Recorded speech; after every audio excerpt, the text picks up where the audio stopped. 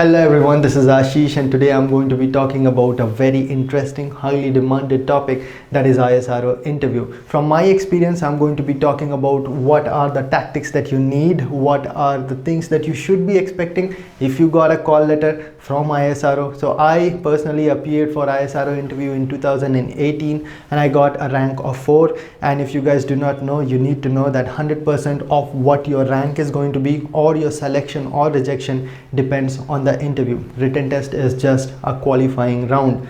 So few things that you need to know about ISRO interview. You're going to enter into a big hall in which 10 to 12 members will be sitting, all senior scientists of ISRO from different centers throughout the country.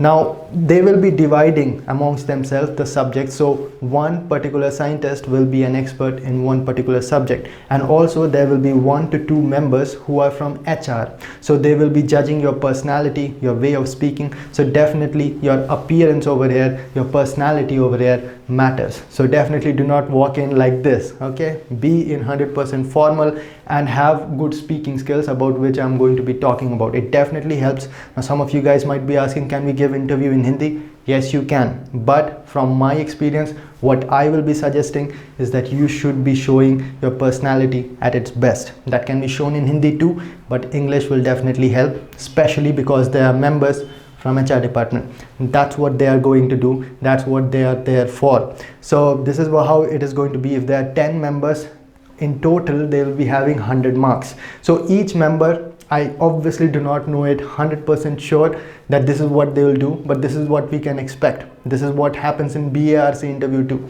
So if there are 10 members and there are a total of 100 marks, each member will be having, you can say, 10 marks in their hand. Or what they will do is that each member will be judging you out of 100, and then they will be taking the aggregate. Whatever there is, you can say that each member is having 10 marks with them. So definitely the HR member will also be having 10 marks, and obviously the rest of the 90% of the marks is with the technical part.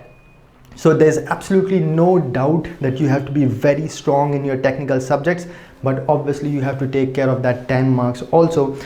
For qualifying, you will need somewhere around 60 to 70 marks. I had 73 marks and I was ranked 4. So topper goes somewhere around 73 or 74 marks, and the bottommost who got the selection, who got the job, got somewhere around 60, right? So this is what you should be knowing, that yes, you are having some, for example, each member will be asking one question, okay? And if you are able to answer that question 100% right, then they are going to give you full marks. Partially right, less marks. If you are not able to answer, 0 marks. So this is a very crystal clear, transparent way of judging. It is very clear, much clearer than what I saw in BARC interview. So this is also very fair because the interview panel will be same for everyone. For example, there is only one panel for mechanical engineering and it will be rotating throughout the country. Like there are 4 or 5 centers throughout the country, same panel will be moving from one part to the other.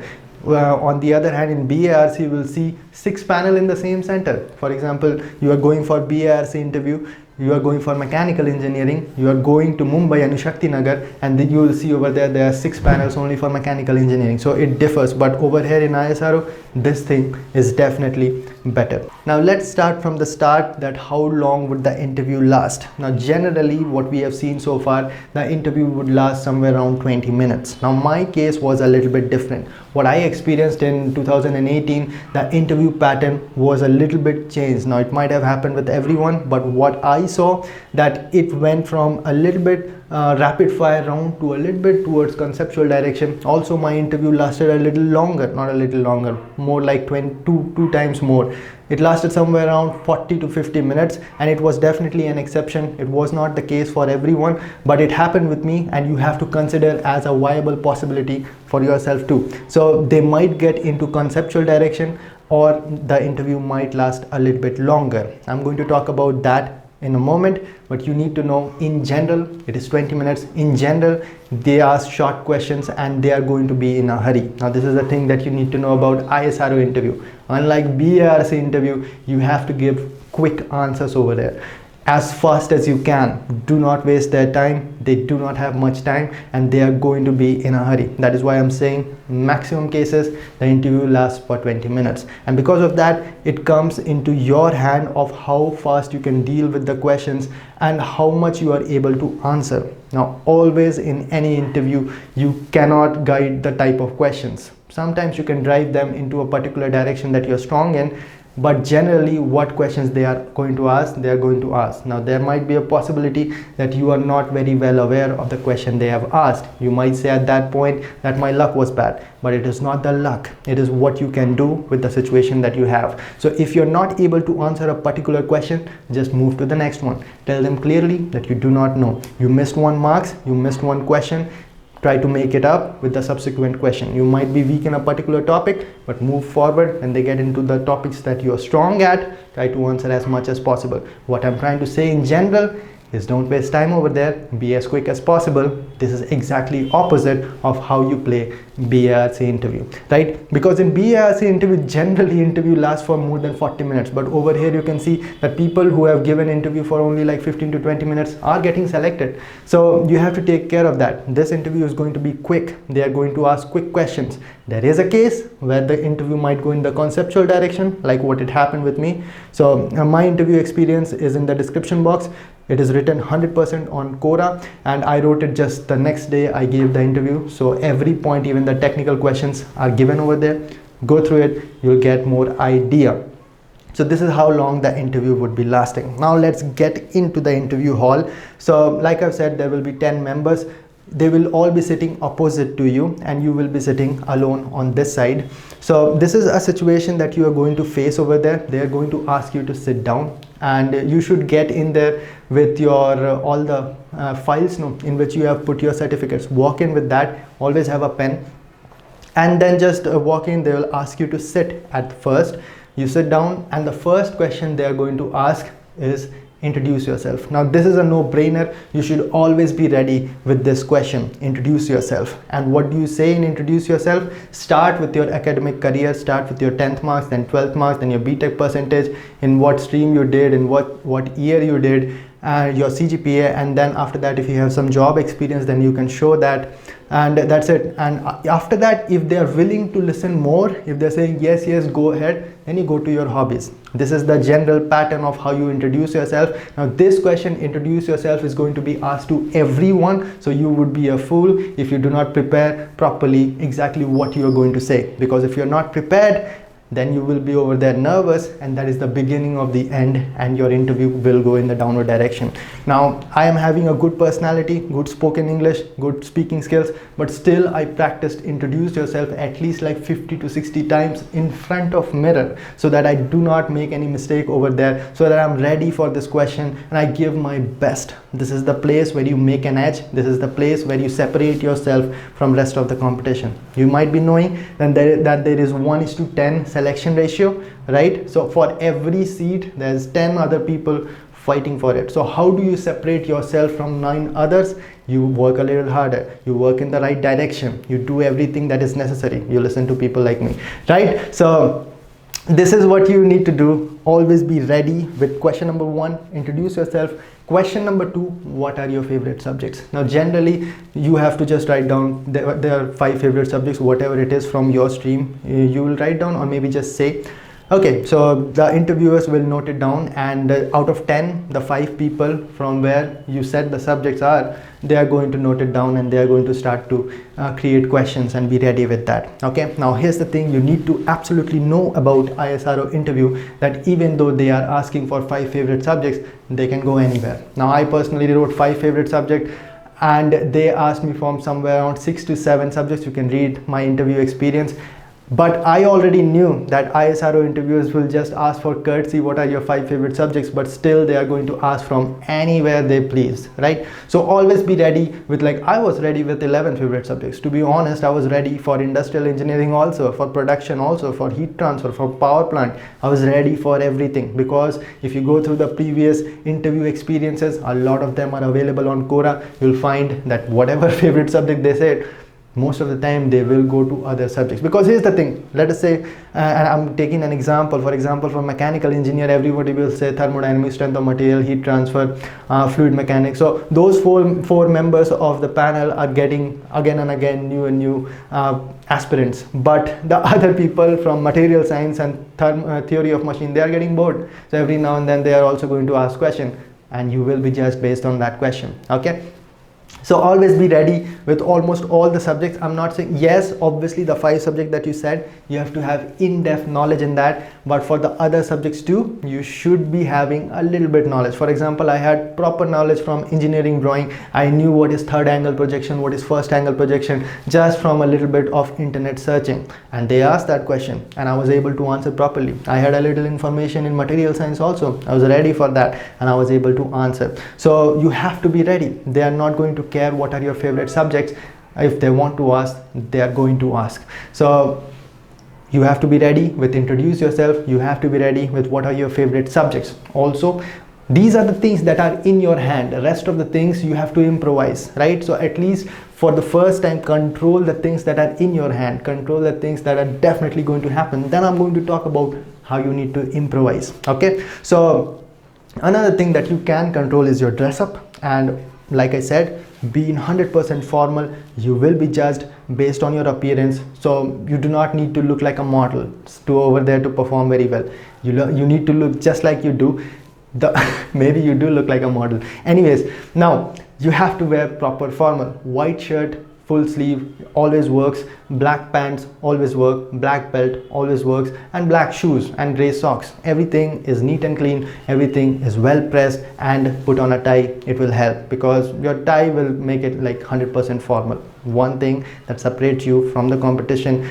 I personally wore tie only one time after my BTech, and that is ISRO interview. I never wore it during my work at ISRO, never did it, but on the day of the interview I was wearing one because I want to have any small edge that I can. Greatness is a lot of small things done well. Now is the time for you to express your technical knowledge. They are going to ask you to stand up and go to a board. Now that board over there in the interview hall is going to be much bigger than this, but this is something that I will personally suggest you guys to buy. It costs somewhere around 600 rupees. Why? Because all your interview is going to go over there, and I want you guys to have an experience in that. See, this is the problem that most people face. When you're standing in front of 10 senior ISRO scientists, it becomes a very panicky situation. You need every amount of confidence that you can have, and practicing in one of these before the interview will definitely add to your experience and add to your confidence, right? You might be having the world's knowledge, but still if you cannot express it, it's of no use in this interview, right? So you need to get something like this. This is my suggestion. You can or you cannot, it completely depends on you,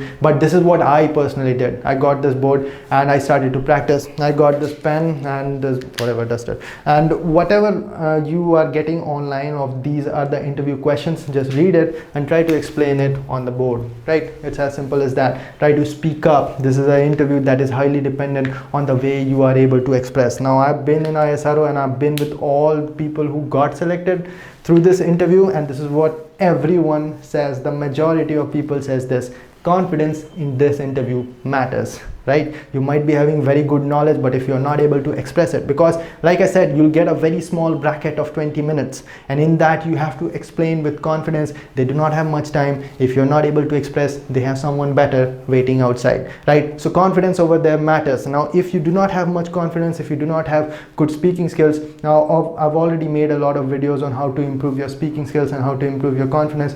Go through it. 1 or 2 months will be more than sufficient for you to improve your level. So this board will also give you a little bit more confidence because you are used to standing up and speaking out and explaining continuously the questions that have appeared in ISRO interview. So definitely it will add up. Now let us come to the other part, which is also going to be very, very important.